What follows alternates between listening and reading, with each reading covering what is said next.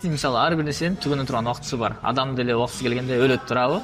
Ошол нерсеге көзү жеткен үчүн Шейх Заид мамлекетти туризмге байлап койду. А мисалы туризмден экономика түшөт.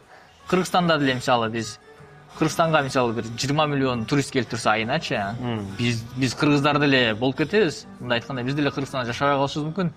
Жарым жыл чет өлкөдө, жарым жыл Кыргызстанда, мамлекетте таза иштеп, только болгон күч аракетти Кыргызстанга бөлүп.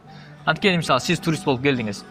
Сиз болбоду дегенде 5 адамды багып атасыз. Котормочу керек сизге, машина менен жүрөсүз, таксист керек, отельде жатасыз, аны караш керек. Повар мисалы, поварду жумуш менен камсыз кылып атасыз, тамак жейсиз. 5-чи мисалы разрешение сатып аласыз, ойнойсуз. Элестетиңиз, сиз келгенде уже 5 адамды бул жакта кызмат менен жумуш менен камсыз кылып атасыз. Ошондуктан бул жакта мисалы местналар өздөрү жетишпей калган себептүү 11 миллион чет өлкөлүктөр иштейт.